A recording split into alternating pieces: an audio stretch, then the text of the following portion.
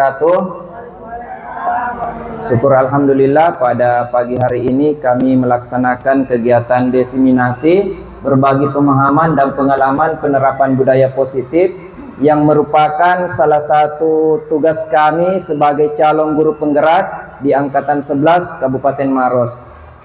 Akan tetapi untuk memberikan efektivitas waktu, kami akan mempersilahkan Kepala UPTD SDN 103 Impres Hasanuddin untuk memberikan kami nasihat sebelum kami melakukan diseminasi. Kepada Ibu kami persilahkan dengan hormat. Baik, terima kasih. Assalamualaikum warahmatullahi wabarakatuh. Waalaikumsalam warahmatullahi Calon guru penggerak yang saya banggakan, alhamdulillah pada pagi hari ini kita dapat melakukan pertemuan terkait dengan tugas CGP angkatan 11. Nah, sekali lagi saya ucapkan alhamdulillahirobbilalamin karena di sekolah kita ini di angkatan 11 ada 4 calon guru penggerak. Nah, yang mana sebelumnya juga sudah ada yang sudah selesai sebagai guru penggerak. Dan bagi yang belum, saya harapkan supaya ikut serta nantinya. Insya Allah lulus. Amin. Calon guru penggerak yang 4 yang lagi ini insya Allah lulus. Amin. Amin. Nah, baik, terkait dengan materi yang tugasnya ya, yaitu penerapan budaya positif. Nah, kita berbicara tentang budaya positif. Tentu Bapak Ibu sudah paham semua yang bagaimana itu dimaksud dengan budaya positif. Di sekolah maupun di rumah itu kan harus ada penguatan terkait itu. Semua peruntukannya untuk murid kita. Budaya positif ditujukan untuk murid kita. Apa itu? Berupa apa? Nah, saling menghargai, saling menghormati. Nah, bukan hanya pada murid, tapi kita utamanya dulu. Apalagi guru penggerak itu saya tahu persis. Luar biasa. Luar biasa pemahamannya terkait dengan materi-materi apapun yang diberikan. Karena kita siap sebagai CGP yang nantinya akan menjadi guru penggerak, semuanya harus terpahami. Jadi jangan pernah merasa, tugasku banyak sekali. Atur waktu sebaik mungkin. Dan satu hal yang paling penting dalam hal ini, dalam kegiatan tak sebagai calon guru penggerak, jangan menunda-nunda waktu. Ketika ada tugas, kerjakan tepat waktunya. Jangan menunda-nunda. Karena nantinya akan menjadi keluhan. Keluhannya apa? Nanti ada yang bilang CGP itu banyak sekali tugasnya. Tidak, bukan seperti itu. Tapi kita lah yang harus memanage, yang harus mengatur waktu tak sebaik mungkin, seefisien mungkin. Apapun itu tugasnya. Itu utamanya. Dan terkait budaya positif tadi, itu jangan lupa. Si pakar tahu, si pakainya, si pakar lebih. Kalau itu kita tanamkan, budaya positif akan terlaksana dengan baik. Nah, sebagaimana yang kita sudah lakukan di sekolah kita ini kan sudah banyak sekali contoh-contohnya. Angkat itu. Itu. Kemukakan semuanya. Angkat ke permukaan bahwa kami telah melaksanakan seperti ini di sekolah kami. Sebagaimana dengan angkatan yang lalu sebelum Bapak Ibu, alhamdulillah luar biasa. Itu juga yang kita harapkan. Semoga ke depan calon guru penggerak yang ada di sekolah kita ini lebih baik dan semua akan menjadi baik semuanya. Amin. Insyaallah, amin. Itu barangkali yang dapat saya sampaikan. Saya harap atur waktu tak sebaik mungkin. Jangan ada terbengkalai. Baik itu sesama guru dengan tugas-tugas tak, apalagi terhadap murid tak, ya, diperhatikan dengan baik. Ingat, pertahankan, lihatkan bahwa kita ini di SD Hasanuddin adalah yang terbaik. Sekian, wabillahi taufiq wal hidayah. Wassalamualaikum warahmatullahi wabarakatuh. Waalaikumsalam. Iya, terima kasih Bu atas nasihat buat kami semua. Insya Allah akan kami ingat dan kami terapkan. Baiklah, selanjutnya kami selaku calon guru penggerak angkatan 11 akan membagikan pemahaman tentang apa yang kami dapatkan di modul 1.4, yaitu budaya positif. Ya, ini adalah saya sendiri, Edi Mulia Suci, dan ini adalah fasilitator saya, Ibu Sarfina. Beliau berasal dari Kabupaten Goa dan dia juga seorang pendongeng. Iya. Kemudian pengajar praktik saya, tentu Bapak Ibu sekalian sudah tahu. Ini adalah Pak Sukri, guru di SDN 57 Bulu-Bulu. Iya. Baik, agenda kegiatan kita, marilah kita bersama-sama untuk, ya Bu. Saya barangnya tidak bisa membersamai sampai selesai kegiatan. Iya. Siap. Oh iya. Oke. Karena kesibukan Ibu Kepala Sekolah hari ini cukup dia berikan nasihat. Baik, kita lanjutkan agenda kegiatan kita, berdoa. Baik, kita berdoa dulu.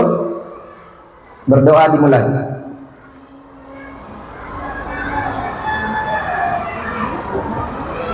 Doa selesai.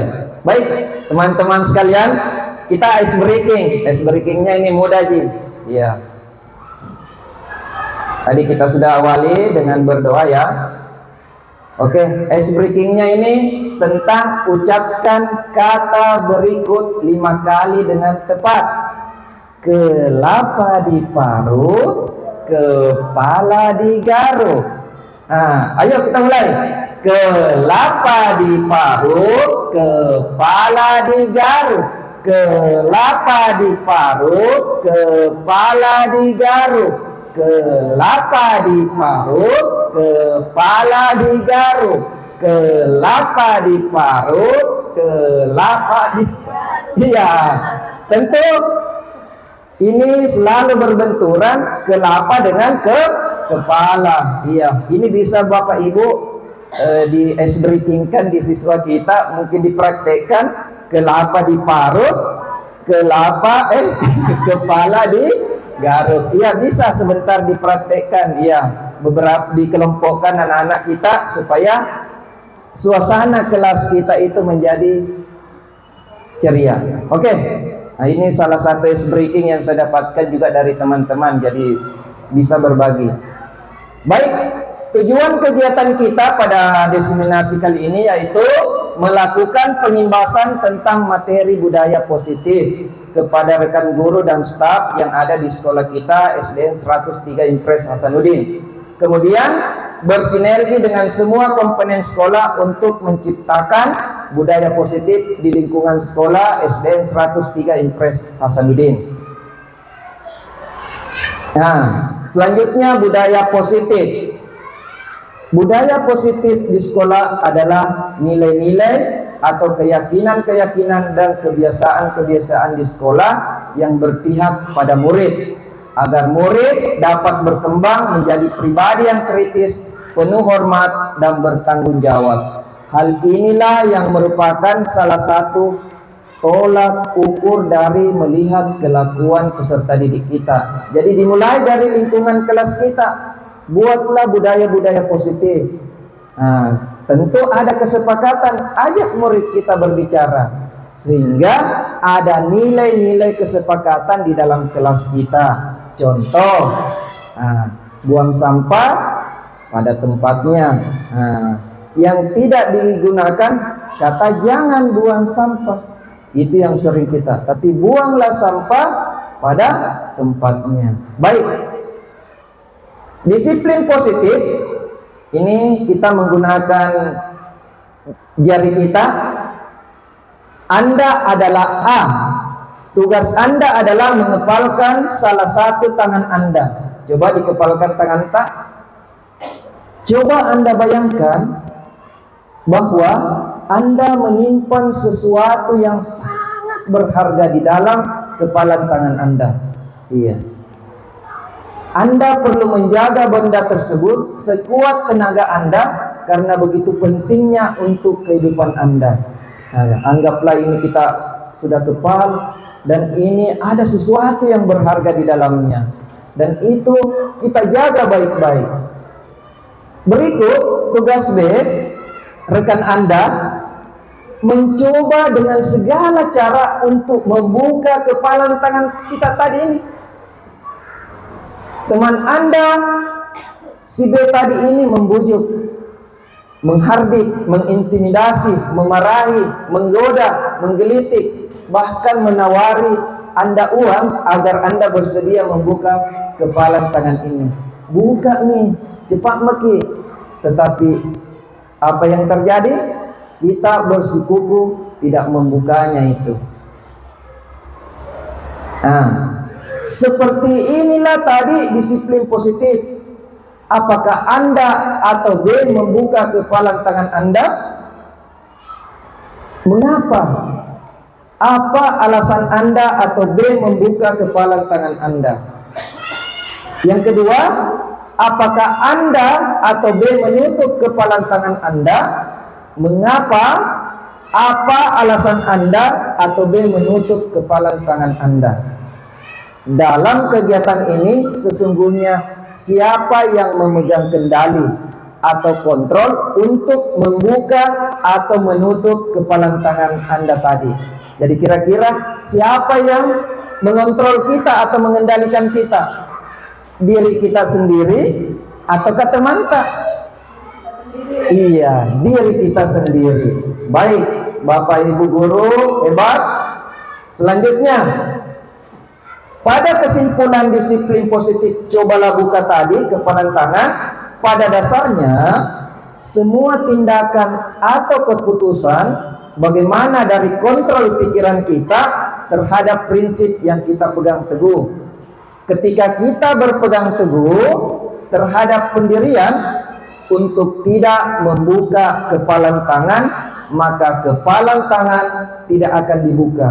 Tetapi ketika kita berusaha untuk mempengaruhi teman kita untuk membuka kepalan tangan, kita juga akan sulit untuk mempengaruhi teman kita. Jadi semua ada kontrolnya di diri kita masing-masing. Seperti itulah tadi disiplin cobalah buka. Biar dipaksa bagaimana kita ini. Kalau berharga betul ini, anggaplah kalau ibu-ibu emas atau berlian. Nah, biar dipaksa, aku kasih ke uang, buka nih. Ay, tidak. Aku kasih ke mobil, buka nih. Tidak. Nah, karena kontrol itu bukan pada diri orang lain, tetapi ada pada diri kita sendiri. Oke, miskonsepsi atau teori kontrol dari Dr. William Glasser, yaitu ilusi guru mengontrol murid. Nah, ini yang sering terjadi, ilusinya guru mengontrol murid. Kemudian ilusi bahwa semua penguatan positif efektif dan bermanfaat. Yang ketiga, ilusi bahwa kritik dan membuat orang merasa bersalah dapat menguatkan karakter. Kemudian yang keempat, ilusi bahwa orang dewasa memiliki hak untuk memaksa. Jadi miskonsepsinya ini Dr. William Glasser merangkum ada 4 poin-poin. Jadi terkadang ini seorang guru memberikan stigma muridnya ilusi-ilusi. Iya, kalimat-kalimat yang membuat murid kita itu tadi terhipnotis, seakan-akan dia ketakutan, ataukah mungkin dia bujuk rayunya karena gurunya begitu memberikan hal yang terbaik. Kemudian seorang guru juga memberikan kritikan atau merasa bersalah dapat membuat karakter anak-anak kita. Kemudian orang dewasa memiliki hak untuk memaksa. Itu miskonsepsinya teori dari William Glasser.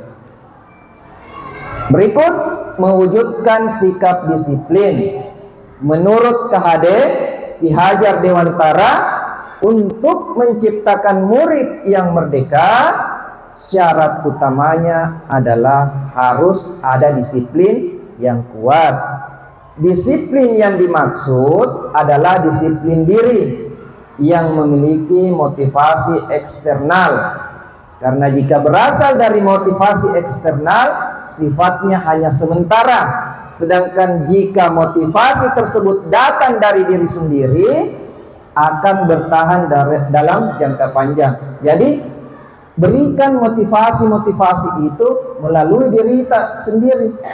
Iya. Jadi seperti kita berikan motivasi kepada anak-anak, nak, kamu pasti bisa. Nak, kamu bisa. Yakin bisa. Nah, seperti itu. Karena keyakinan seorang anak itu tidak luput dari sebuah dorongan dari gurunya. Seperti itu. Berikut 3 motivasi perilaku manusia Diana Garson. Berikut yang dia paparkan untuk menghindari ketidaknyamanan atau hukuman. Nah, ini terkadang ada anak-anak menghindari ketidaknyamanan atau hukuman. Ini yang sering kita hindari. Jadi jangan berikan ketidaknyamanan peserta didik kita atau hukuman, tetapi ajaklah dia berbicara, berikanlah dia kesempatan, carikan solusinya. Kemudian untuk mendapatkan imbalan atau penghargaan dari orang lain. Nah, ini jangan kasih iming-iming. Nah, nanti ku kasih ki nak seperti ini, diam ki. Nah, jangan. Karena nanti akan terbiasa. Tetapi pupuklah motivasi-motivasi peserta didik kita, murid kita, supaya ada penghargaan. Iya. Cantiknya ki nak, pasti bisa aja ki nak, kerjakan ki, kamu bisa. Nah, itu. Kemudian yang ketiga, untuk menjadi orang yang mereka inginkan dan menghargai diri sendiri dengan nilai-nilai yang mereka percaya. Jadi hargai ki teman tak melalui dengan nilai-nilai yang mereka percaya, yang sudah dibangun. Nah, ini kesimpulan dari materi pertama. Jadi ada 5 materi yang saya akan paparkan. Kesimpulannya, penerapan disiplin di sekolah harus dilakukan melalui motivasi internal dari dalam atau kesadaran diri. Jadi kalau tidak sadar-sadar ini yang eksternalnya tadi. Motivasi internal lebih berjangka lama dan membuat siswa semakin kuat secara karakter. Nah, jadi kalau ketika semakin kuat nih tadi motivasinya gurunya, biar bagaimanapun itu tadi anak-anak teori buka kepal tangan, biar di bagaimanapun itu anak-anak sudah kuat nih karakternya tadi, biar di bagaimanapun. Nah, karena sudah diberikan nih motivasi dari bapak ibu gurunya. Hal tersebut sejalan dengan pemikiran Ki Hajar Dewantara yang mengungkapkan bahwa disiplin kepada siswa adalah disiplin diri. Ya, jadi disiplin kepada siswa adalah disiplin diri. Sebab hanya diri sendiri yang mampu mengontrol diri kita, bukan orang lain. Jadi orang lain itu hanya sebatas memberikan motivasi, tetapi diri kita sendirilah yang menjadikan bahwa disiplin itu kita harus terapkan. Kemudian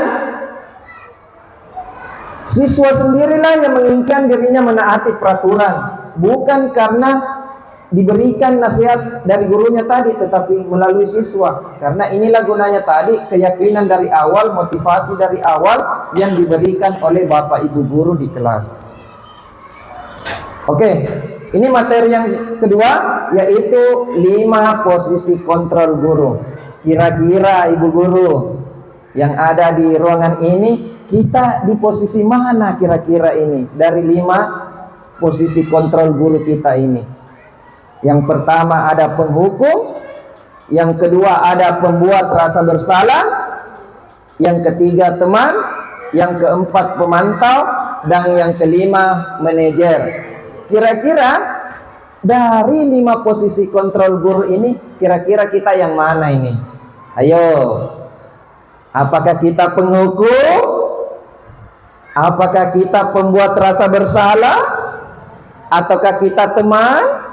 Atau pemantau? Atau manajer? Kira-kira yang mana? Dan tentu dari kelima hal ini pernah kita jalani. Ya, pernah kita jalani. Pernah kita sebagai penghukum? Iya.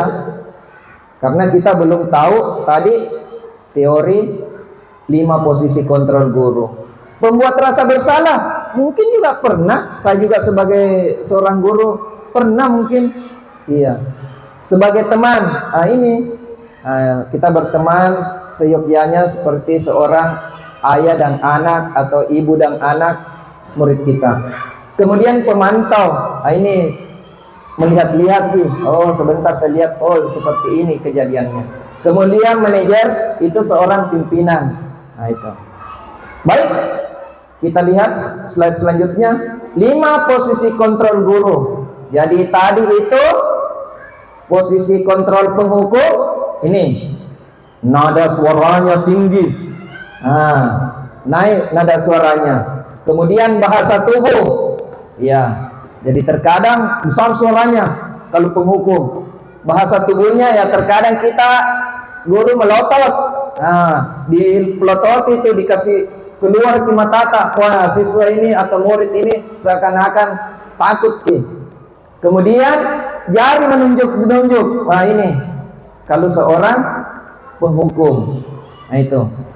Kemudian yang kedua, pembuat rasa bersalah. Pada posisi ini biasanya guru akan bersuara lebih lembut.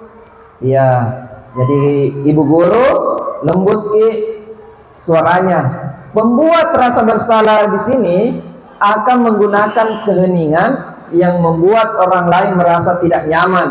Jadi berikan nasihat-nasihat, tetapi orang lain akan tidak nyaman dan akan merasa bersalah atau rendah diri. Kemudian yang ketiga, teman. Ya, seorang guru di sini posisinya tidak akan menyakiti murid, berteman. Namun berupaya mengontrol murid melalui persuasif. Posisi teman pada guru bisa negatif atau positif. Jadi di sini seorang guru di sini, seorang teman, bisa saja guru itu tadi posisinya bisa negatif atau positif. Selanjutnya di posisi pemantau, berdasarkan pada peraturan-peraturan dan konsekuensi, kita dapat memisahkan hubungan pribadi dengan murid. Jadi pemantau ini mau itu anak tak, mau itu kemanakan tak, keluarga tak, ya seperti itu. Jadi dia berdasarkan pada peraturan. Jadi kalau melanggar betul murid tak, biar anaknya, biar kemanakannya. Tetapi kalau memang tidak sesuai tadi dengan peraturan, akan mendapatkan konsekuensi. Kemudian yang kelima, ini manajer. Ini seorang pimpinan di satuan pendidikan.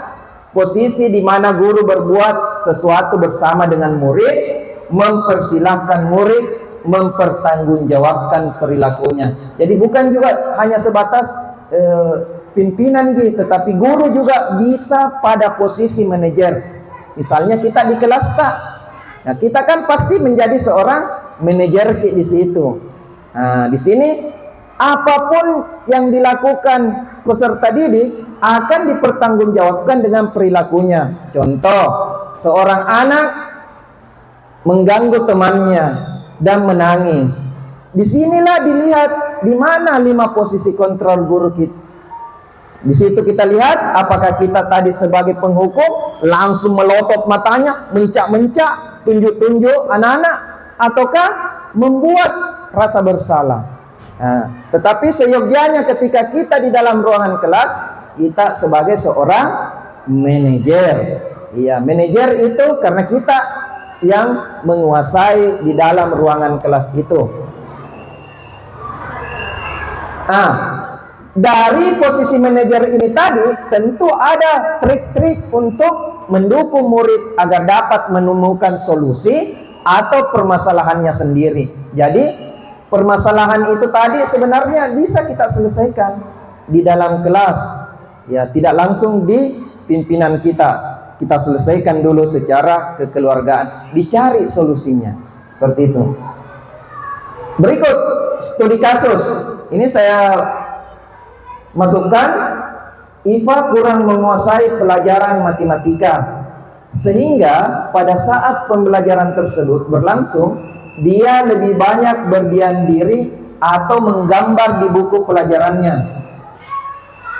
Pada saat guru matematikanya Pak Seno menanyakan pertanyaan, IFA menjadi gugup dan tak sengaja menjatuhkan tasnya dari kursi, serta tiba-tiba menjadi gagap pada saat berupaya menjawab.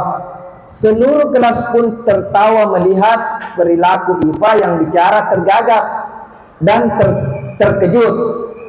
Pak Seno pada saat itu membiarkan teman-teman IFA menertawakan IFA yang tergagap dan malu luar biasa, dan malahan meminta IFA untuk maju ke depan dan berdiri di depan kelas sambil menunjuk hidungnya karena tidak bisa menjawab pertanyaan Pak Seno.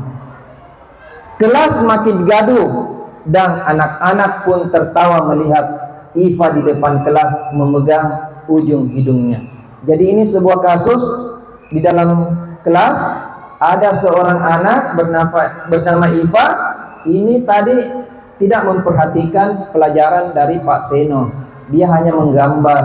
Tetapi ketika Pak Seno tiba-tiba memberikan pertanyaan, IFA tergagap. Kira-kira posisi dari Pak Seno ini tadi, dari 5 posisi kontrol guru ini, ada di mana kira-kira ini ketika kasus ini yang kita lihat ini? Ada pada kasus kita lihat tadi, apakah penghukum, pembuat rasa bersalah, teman, posisi pemantau, atau manajer? Pembuat rasa bersalah. Oke. Kita lihat. Apakah Anda setuju dengan tindakan Pak Seno terhadap IFA? Tentu tidak, ya? Ya, tentu tidak. Mengapa demikian? Karena akan berdampak pada psikologis IFA. Iya, berdampak pada psikologinya IFA. IFA seharusnya tidak langsung diberikan hukuman, ya? Iya. Yang kedua, menurut Anda bagaimana dampak yang dirasakan oleh IFA secara psikologis? Apakah baik atau buruk? Iya, buruk, karena IFA kasihan seakan-akan langsung dipermalukan di hadapan teman-temannya. Jadi seperti itu. Jadi Bapak Ibu sekalian, ketika ada seperti itu murid di kelas tak ada kasus seperti ini, jangan langsung dimencak-mencak, langsung dihukum, tetapi berikan pemahaman, berikan solusi apa yang bisa kita lakukan. Siapa tahu tadi ini IFA, contoh kasusnya, mungkin memang tidak senang belajar matematika. Jadi kita carikan solusi karena dia tadi hanya menggambar-gambar. Sehingga ada solusi dari kasus ini. Baik. Yang dilakukan tadi yaitu segitiga restitusi, yaitu memberikan solusi kepada IFA supaya dapat diselesaikan dengan baik. Dipanggil Ki. Misalnya kalau tidak mau bawa ke ruang guru, di kelas saja bisa kita lakukan. Mungkin teman-temannya di luar saja dulu, kemudian kita tanya dari hati ke hati, IFA, kenapa Kina tadi tidak memperhatikan pelajaran matematika? Pasti dia akan mengutarakan, oh Pak Guru, saya tadi memang tidak paham dengan itu, akhirnya saya cuma menggambar-gambar. Terus IFA maunya bagaimana? Mungkin Bapak bisa berikan lagi saya kembali tugas yang seperti tadi Pak. Sehingga posisi kontrol guru kita tadi itu bisa memberikan efek pemahaman kepada IFA. Jadi tidak diberikan langsung hukuman, iya, tetapi diberikan IFA sendiri nanti yang akan mendapatkan solusinya. Oke, segitiga restitusi. Ini materi selanjutnya. Restitusi adalah upaya mendisiplinkan siswa, tapi dengan cara siswa sendiri yang menyelesaikan masalahnya dan membuat mereka bertindak sesuai dengan keinginan ideal yang didasarkan pada keyakinan kelas. Ya. Jadi buat segitiga restitusi. Apa itu? Ketika ada keyakinan kelas atau peraturan kelas tak yang melanggar, jangan berikan nasihat langsung di depannya teman-teman tak. Iya. Ajak itu di ruang guru kah atau di kelas tak, tetapi biarkan teman-temannya yang lain bermain di luar dulu. Iya. Bicara makin dari hati ke hati, akan ketemu juga solusinya nanti. Ketika kita mengajak si bersangkutan yang bermasalah itu tadi kepada teman-temannya misalnya atau dirinya sendiri, sehingga keinginan ideal yang didasarkan pada keyakinan yang sudah kita buat tadi, anak-anak akan langsung sadar, oh iya Pak Guru, iya Bu Guru, saya semakin yakin bahwa saya akan belajar dengan baik. Seperti itu contohnya. Oke, seperti ini segitiga restitusi ketika kita memaknai ketika ada sebuah masalah yang dilakukan peserta didik kita atau murid kita di kelas. Yang pertama, kamu tentu punya alasan melakukan itu, disampaikan kepada murid. Nah, seperti tadi Iva, kamu tentu punya alasan melakukan itu Iva. Iya, pasti Iva akan bertanya, iya Pak Guru, iya Bu Guru. Ya, saya tadi tidak konsentrasi karena semalam saya begadang Pak Guru. Kamu begadang kenapa? Nonton bola Pak Guru. Nah, seperti itu. Akan berbicara murid kita sendiri. Kemudian, keyakinan kelas apa yang telah kita sepakati, Iva?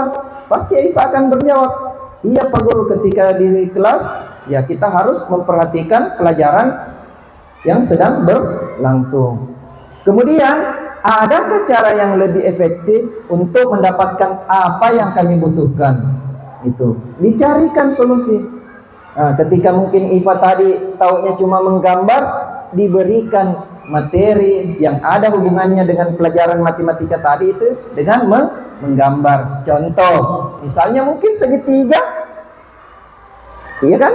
Nah, ada hubungannya dengan matematika. Ataukah lingkaran, ada hubungannya dengan matematika. Ataukah mungkin persegi panjang, ada juga hubungannya dengan pelajaran matematika. Sehingga Iva tadi itu semakin tertarik dengan pelajarannya Pak Seno.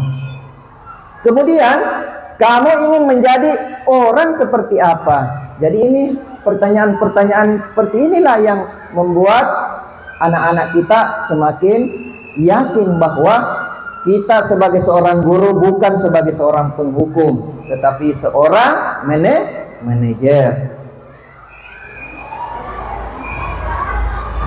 Oke, selanjutnya segitiga restitusi ini menstabilkan identitas. Jadi bagian dasar dari segitiga bertujuan untuk mengubah identitas anak dari orang yang gagal karena melakukan kesalahan menjadi orang yang sukses. Jadi jangan menjustifikasi anak-anak tak bahwa kamu nanti akan gagal, kamu nanti tidak bisa seperti ini. Tapi berikanlah stigmasi bahwa insya Allah kamu bisa nak, kamu akan berhasil. Kemudian anak yang melanggar peraturan karena sedang mencari perhatian adalah anak yang sedang mengalami kegagalan. Tetapi berikanlah dia motivasi sehingga anak-anak kita tadi itu bisa juga sama dengan teman-temannya yang lain. Dia mencoba untuk memenuhi kebutuhan dasarnya, namun ada benturan. Hal ini sering terjadi. Mungkin dia sudah tidak ada orang tuanya, mungkin dia tinggal sama neneknya, mungkin dia anak yatim piatu. Hal itu yang mesti kita telusuri semua. Kemudian kalau kita mengkritik, tetap membuatnya dalam posisi gagal. Kalau kita ingin menjadi reflektif, maka kita harus meyakinkan si anak dengan cara mengatakan kalimat-kalimat ini. Jadi ada 5 berbuat salah itu tidak apa-apa, Iva. Ya seperti itu. Berbuat salah itu tidak apa-apa, nak. Pak guru juga pernah berbuat kesalahan. Ibu guru juga pernah berbuat kesalahan. Ya kita berikan motivasi seperti itu. Kemudian kalimat berikutnya, tidak ada manusia yang sempurna, nak. Iya.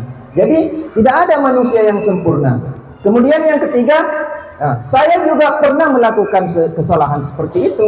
Jadi kita memantik si anak tadi supaya, oh ternyata Pak guruku juga pernah berbuat kesalahan, ibu guruku juga pernah berbuat kesalahan. Kemudian yang keempat, kita bisa menyelesaikan persoalan ini, masalah ini. Jadi kita ajak itu anak-anak, sehingga anak-anak itu semakin termotivasi, tidak menjadi dia seorang anak yang gagal. Kita motivasi, jangan buat anak-anak kita tadi merasa bersalah. Kemudian yang kelima, Bapak Ibu tidak tertarik mencari siapa yang salah. Nah ini, jangan cari kesalahannya. Oke? Dari siapa yang salah, tetapi kita mencari solusi dari permasalahan ini. Nah, dari menggunakan segitiga restitusi. Oke? Segitiga restitusi di sini menstabilkan identitas. Dari kalau kita tolak anak yang sedang berbuat salah, dia akan tetap menjadi bagian dari masalah. Namun bila kita memahami alasannya melakukan sesuatu, maka dia akan merasa dipahami. Ya, jadi pahami ke dulu, cari tahu ke. Tidak mungkin ini anak-anak berbuat seperti ini, pasti ada alasannya. Kita cari tahu. Iya. Para guru yang sedang menerapkan strategi ini mengatakan bahwa anak-anak yang tadinya tidak terjangkau menjadi lebih terbuka pada mereka. Nah ini, jadi anak-anak itu sebenarnya mau diajak berbicara dari hati ke hati, bisikan kalbunya. Nah, kalau ibu guru pasti bisa, iya, diajak itu, digali itu, pasti anak-anak itu akan ngomong sendiri, berbicara sendiri. Ya, strategi ini menguntungkan bagi murid dan guru karena akan berada pada posisi siswa, dan karena itu akan memiliki perspektif yang berbeda. Jadi ketika anak-anak tadi diajak berbicara, akan mengungkapkan perasaannya sendiri ketika kenapa dia malas belajar misalnya, atau sering mengganggu temannya, seperti itu. Iya. Kemudian segitiga restitusi di sini memvalidasi tindakan yang salah. Jadi tadi ada tindakan-tindakannya, nah kita validasi dulu. Cari apakah betul ini, jangan sampai mengada-ada Ji.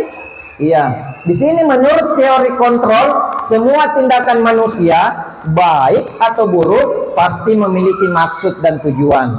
Iya, kita mungkin tidak suka sikap seorang anak yang terus-menerus merengek, tapi bila sikap itu mendapat perhatian kita, maka itu telah memenuhi kebutuhan anak tersebut. Kalimat-kalimat di bawah ini mungkin terdengar asing, baik saya maupun ibu guru. Namun bila kita katakan dengan nada tanpa menghakimi atau memvalidasi kebutuhan mereka, tentu akan merasa nyaman peserta didik kita. Coba kita lihat di sini. Padahal kami bisa melakukan yang lebih buruk dari yang ini. Kemudian kamu pasti memiliki alasan mengapa melakukan hal itu. Kamu patutnya bangga pada dirimu sendiri karena kamu telah melindungi sesuatu yang penting buatmu. Yang keempat, kamu boleh mempertahankan sikap itu, tapi kamu harus menambahkan sikap yang baru.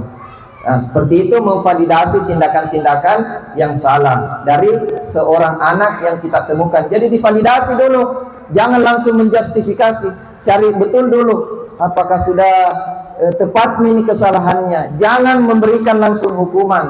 Hukuman itu bukan solusi. Nah, berikut dari segitiga restitusi ini menanyakan keyakinan. Teori kontrol menyatakan bahwa pada dasarnya termotivasi secara internal. Jadi dalam dirinya tadi itu anak-anak. Ketika identitas sukses telah tercapai, ini langkah pertama, dan tingkah laku yang salah telah divalidasi, langkah kedua, maka anak akan siap untuk dihubungkan dengan nilai-nilai yang dia percaya dan berpindah menjadi orang yang dia inginkan. Jadi ada identitasnya tadi, langkah-langkahnya. Jadi jangan langsung sebagai penghukum, tapi dilakukan dulu hal-hal dari internalnya. Kemudian muncul pertanyaan-pertanyaan di bawah ini untuk menghubungkan keyakinan anak dengan keyakinan kelas. Apa yang kita percaya sebagai kelas atau keluarga? Apa nilai-nilai umum yang kita telah sepakati? Jadi dikasih kembali, ingat gitu anak-anak tadi, keyakinan kelas tak, peraturan-peraturan yang telah dibuat, keyakinan-keyakinannya. Apa bayangan kita tentang kelas yang ideal? Kamu mau jadi orang yang seperti apa nanti? Seperti itu, ditanyakan kembali. Nah, ini kesimpulan dari materi segitiga restitusi adalah sebuah upaya untuk membuat siswa mampu mengevaluasi diri mereka sendiri agar menjadi manusia yang baik sesuai dengan nilai-nilai kebajikan universal, dan sebuah upaya agar setiap kesalahan yang dilakukannya menjadi bahan pembelajaran agar dirinya menjadi lebih baik, menjadi lebih kuat karakternya, dan penghargaan pada diri mereka sendiri menjadi bertambah.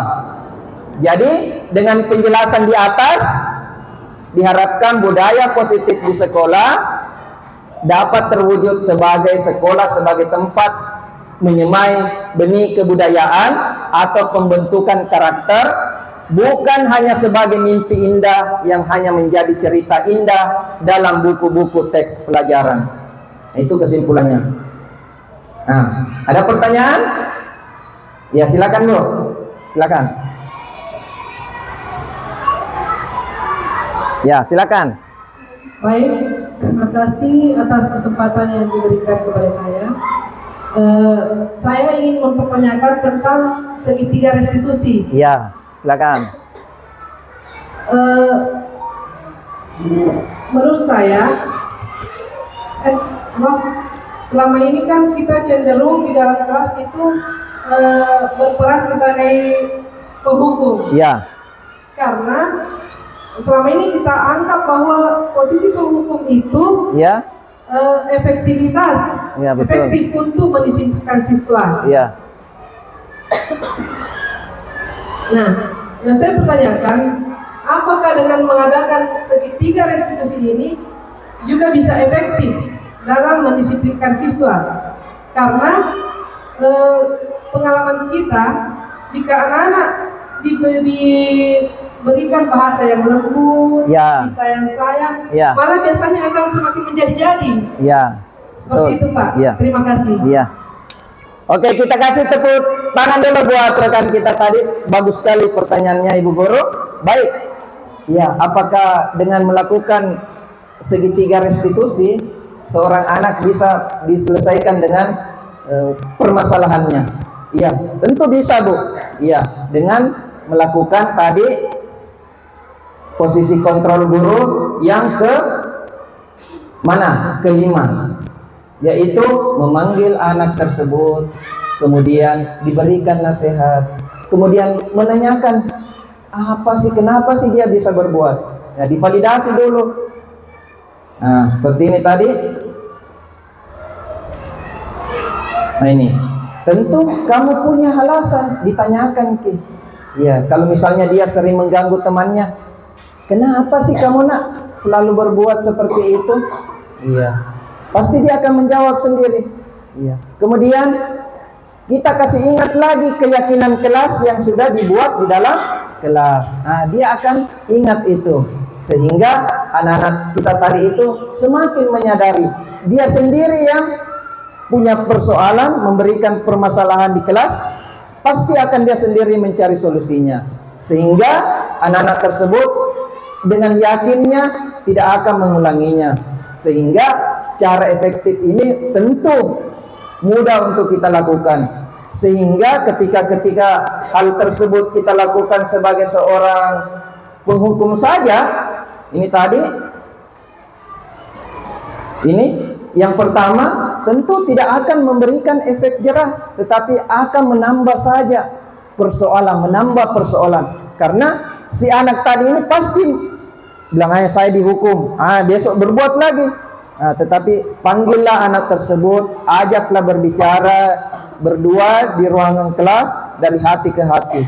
Tentu akan menemukan solusi dengan mengadakan segitiga restitusi tanpa melalui penghukuman. Seperti itu, Bu. Masih ada?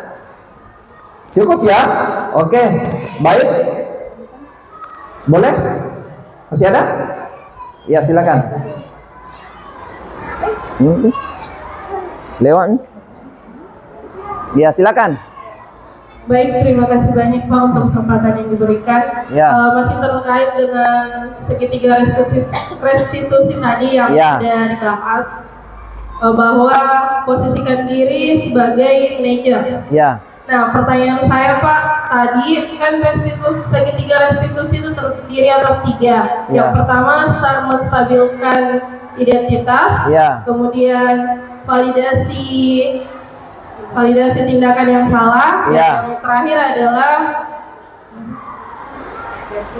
menanyakan keyakinan. Ya. Nah, setelah melakukan serangkaian 3 tahapan segitiga restitusi itu, apakah anak-anak itu langsung dibiarkan saja atau diberikan konsekuensi, Pak? Itu saja. Terima kasih, Pak. Ya, baik, terima kasih. Pertanyaannya bagus sekali. Kasih tepukan dulu buat teman kita. Iya, sangat supel sekali pertanyaannya. Tentu ketika anak-anak sudah diberikan penerapan segitiga restitusi itu tadi, tentu anak-anak akan merasa yakin bahwa saya tidak akan mengulanginya, karena pasti keyakinan kelas yang kita sudah sepakati tadi akan terngiang di benaknya. Ya, kita berikan motivasi kepada anak-anak kita bahwa nak, berbuat seperti ini apakah baik? Tentu tidak, Pak Guru. Tidak baik, Bu Guru. Nah, apakah sering mengganggu teman adalah sebuah keyakinan kelas yang kita sudah sepakati? Tidak, Bu Guru. Tentu motivasi ini bukan ketika ada sebuah persoalan saja, Bu Guru, kita berikan, tetapi hampir setiap saat, sehingga di benak anak-anak kita di ruang kelas itu tadi sudah timbul karakter. Nah, ketahuan sebentar siapa anak-anak yang tidak menginginkan itu. Karena menanyakan keyakinan itu tentu sudah ada kesepakatan di awal pembelajaran kita. Sudah ada yang dibuat, misalnya ditempel di ruang kelas ataupun ditulis secara langsung kepada anak-anak. Tentu itu akan menambah keyakinannya. Oh, saya tidak boleh berbuat seperti ini. Oh, saya harus berbuat seperti ini. Seperti itu, Bu. Masih ada? Cukup ya? Baik, sebelum kita masih ada? Oke, sebelum kita tutup, kita ice breaking dulu kembali. Masih ingat tadi ice breakingnya yang pertama tadi? Kita ini supaya ya. Oke, kita gerakan menggunakan gerakan. Jadi ucapkan kata berikut 5 kali dengan tepat. Kelapa diparut, kepala digaruk. Lapa diparut, kepala digaruk. Kelapa diparut, kepala digaruk. Kelapa diparut, kelapa diparut.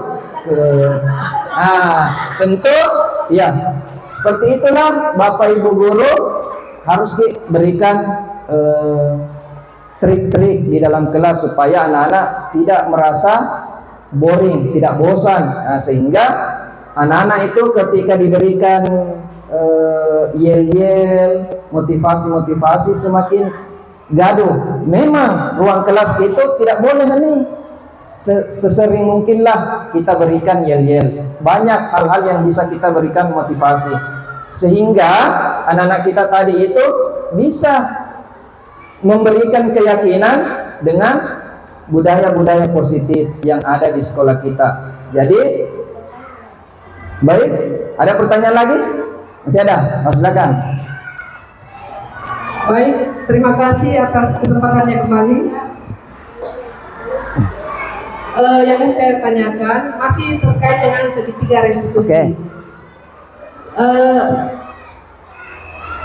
Yang ingin saya tanyakan, bila mana kita sudah melaksanakan segitiga restitusi Iya. terhadap seorang anak, Iya. dan ini sudah berkali-kali anak tersebut melakukan kesalahan, Iya.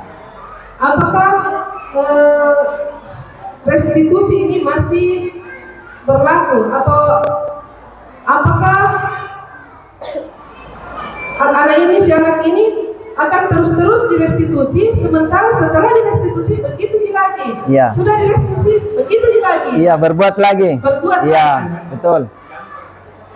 Setiap sudah direstitusi, membuat kesalahan direstitusi, Iya. besoknya berbuat lagi, Iya. direstitusi lagi, besoknya berbuat lagi, Oke. direstitusi lagi. Iya. Lama-lama kita akan bosan merestitusi. Iya. Nah, pertanyaan saya, setelah kita mengadakan restitusi berkali-kali, Iya. apakah kira-kira langkah yang kita tempuh agar si anak ini tidak mengulangi lagi kesalahannya? Terima kasih. Iya. Iya, kasih tepukan dulu buat teman kita. Baik, pertanyaan yang sangat bagus dari Ibu Guru tadi. Ketika anak berbuat kesalahan sudah di segitiga restitusi, sudah melakukan itu 2-3 kali, tetapi selalu diulang-ulangi. Apakah segitiga restitusi tadi itu masih bisa kita lakukan? Tentu bisa. Tentu keyakinan itu tadi bisa kita lakukan. Mungkin tadi kita gali lagi, kenapa ini anak selalu sudah berbuat kesalahan, berbuat lagi, buat lagi kesalahan, berbuat lagi besok. Seperti itu. Jadi kembali lagi dari keyakinan kelas, motivasi kelas sejak awal. Ketika anak-anak berbuat hal yang tidak sesuai dengan keyakinan kelas, tentu ada konsekuensi. Konsekuensi itu harus diterima si anak tersebut. Iya. Apakah mungkin tadi boleh kita panggil orang tuanya? Siapa tahu dengan memanggil orang tuanya si anak ini tadi bisa termotivasi untuk tidak mengulanginya. Iya, mungkin dia butuh perhatian mungkin, sehingga anak tersebut tadi ini yang selalu mengulangi kesalahan, berbuat sesuatu yang melanggar peraturan di kelas, ini bisa teratasi dengan memanggil orang tuanya. Mungkin kita bisa berkomunikasi dengan orang tuanya. Kemudian melihat juga lingkungan sekolahnya. Siapa tahu si anak ini ada persoalan di lingkungan keluarganya kah atau di masyarakat. Itu harus kita perhatikan sehingga ada trik-trik yang bisa kita berikan kepada murid tersebut. Triknya bagaimana? Mungkin kita ajak dulu berbicara secara hati ke hati. Mungkin si anak ini butuh perhatian, butuh sesuatu yang mungkin dari gurunya ini selalu mau disemangati, selalu mau diberikan hal-hal, ya. Mungkin ada lagi yang lain, Bu Sainab, bisa? Cukup? Oke. Baik, Bapak Ibu sekalian, masih ada? Iya, masih ada satu. Baik, terima kasih banyak Pak untuk kesempatannya. Ya. Yang tadi saya sedikit mendengar tentang keyakinan kelas. Saya Pak butuh penjelasan lebih konkret tentang keyakinan kelas. Terus adakah tahapan-tahapan yang sudah Bapak pelajari tentang cara pembuatan keyakinan kelas? Saya Pak, terima kasih. Oke. Baik, pertanyaan yang bagus sekali dari Ibu Guru Niar. Apa sih keyakinan-keyakinan kelas yang telah dibuat? Keyakinan-keyakinan kelas yang kita buat ini bukan dari gurunya, tetapi dari murid-murid itu. Kita ajak berbicara di dalam kelas. Keyakinan kelas apa yang mau kita buat? Contoh, membuang sampah pada tempatnya, berjalan di koridor dengan tertib, antri ketika cuci tangan. Itu anak-anak sendiri yang akan mengusulkan kepada ruang kelasnya, di dalam kelasnya, sehingga keyakinan-keyakinan kelas itu tadi tumbuh dan berkembang sesuai dengan apa yang mereka sepakati, bukan apa yang guru berikan kepada murid. Tetapi keyakinan kelas itu dilakukan dengan meyakinkan anak-anak tadi apa yang dia inginkan di dalam kelasnya. Itu sehingga bisa kita pilih yang mana keyakinan, yang mana peraturan. Jangan sampai berbenturan. Iya, sehingga keyakinan-keyakinan kelas ini adalah hal-hal yang positif. Iya, hal-hal yang positif yang mau dilakukan di dalam kelas. Sehingga anak-anak kita tadi itu terbentuk di sendiri karakternya. Karena mereka sendiri yang sepakati. Ya, sehingga kesepakatan kelas di awal tahun pelajaran itu sudah terbentuk selama 1 tahun ke depan. Sehingga anak-anak kita ini kelihatan, oh ketika dia melanggar keyakinan kelas pasti ada yang menegurnya. Oh si A melanggar keyakinan kelas, tentu akan dia mengingat, oh betul.